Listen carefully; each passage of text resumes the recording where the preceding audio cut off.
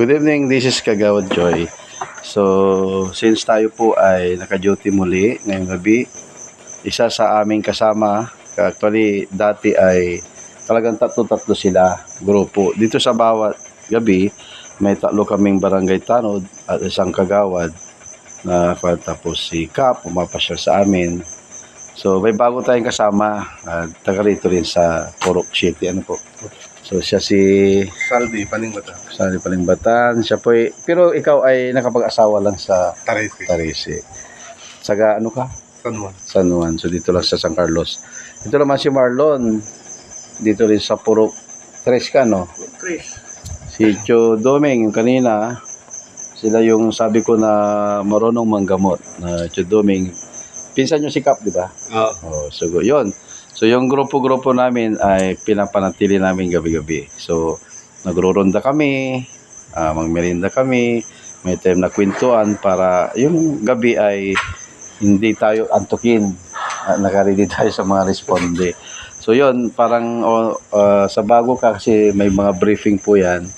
So, in-evaluate yung mga kaganapan o sinasabi yung mga dapat nangyayari para ready tayo. Ano po. So, last Thursday na duty ko, nagtanong ako sa mga tanod. Ikat ko muna. Okay, ang katanungan ko sa kanila ngayon, kung bakit sila ay pumasok bilang barangay tanod, na alam natin na mali lang honorarium. So, hindi pa siya salary, kasi honorarium. So, unahin natin si Chidomi. Bakit kayo pumasok na ginusto nyo maging barangay tanod? Gusto ko lang barangay tanod kasi makapagtulong sa barangay, Sa panggagamot, di ba? Para makilala din kayo. So, isa rin yun, di ba? Actually, nabanggit kanina, isa rin din kasi nanggagamot siya, nakakatulong. At pag may gustong paggamot, tulong na rin yun. Si Chodoming yan, si Marlon. Bakit ka pumasok na kwan? Siya po ay si Marlon, may sideline. Nagtitinda ka ng pandesal, di ba? Sa umaga. Sabi mo sa mga suki mo, nagtitinda ka ng pandesal. Nagtitinda ko pandesal. Yun. Anong oras yun? Alas 3 kato. Umiikot ka na. Umiikot sa Tarisi. Anong tunog ng pandesal mo? Put-put! Ay, wala kang sound na yung andyan na si Marlon, dala ang mainit na pandesal, kanto ang apo man. Nga po man. Iba naman. Mag-record ka na lang. Yung record mo andyan na yung guwapong pandesal. Kumura. Okay, so ang purpose mo, bakit pumasok ka? Tinanggap mo para? Yung sinabi mo kanina? Tumama siyempre. Hindi, para maranasan ka mo. Ikaw naman. Katatapos mo kasi nagmerinda, no? So, para daw maranasan. Sabi mo, maranasan maging... Para maranasan, para maging... Sa matuto, di ba? Ayun, si Marlon. So, ito po yung bago, si Saldi. Yung sabi ko ay, dito ay manugang. Ayan. So, tinanong ko siya, ano yung purpose mo? Ang purpose ko po ay para makatulong po sa barangay at saka may experience na rin po. Ayun. Kasi siya, tama po. Tama po yan. Kasi siya po ay dayo dito at tutulong, di ba? Maganda. Yung mga dayo po punta dito para tutulong. So, siguro, isa pang katanungan tapos tama na. Okay, ang pangalawang tanong, kasi parang question and answer portion, Q&A uli.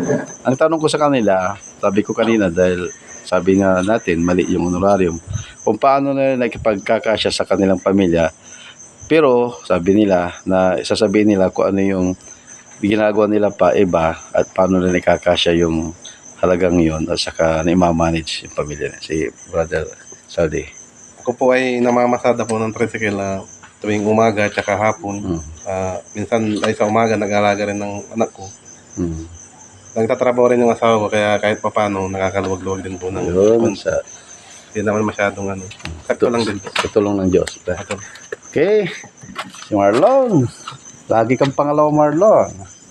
Ako ay nagtitinda ng pandesal. At tuwing nakapasok sa tanod. Ayun lang po. Hindi, basta yung pagkakasya mo kasi kumikita ka rin sa yung nakakapagbigay sa pamilya, Tapos inalaga mo yung mother mo, di ba? Ganun kasi pag si Marlon, mapagmahal sa ina. Okay, si Tio Doming, yung ating pambansang manggagamot.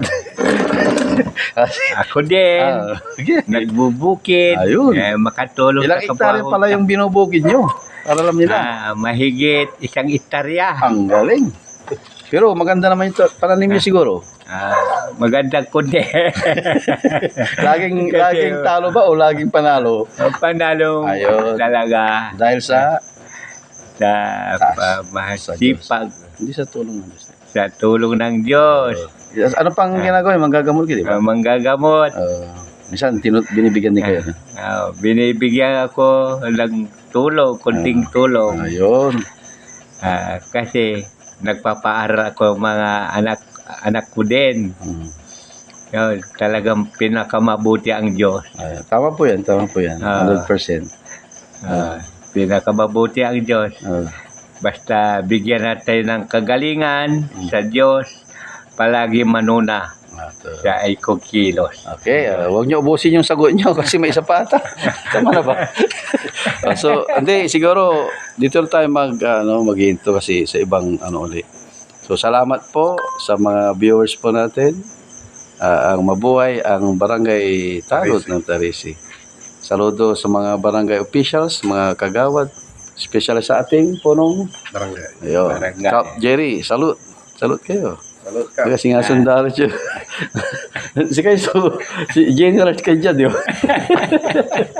Okay, konting lang Q&A at ayun, usapan natin. So, bye-bye mga viewers.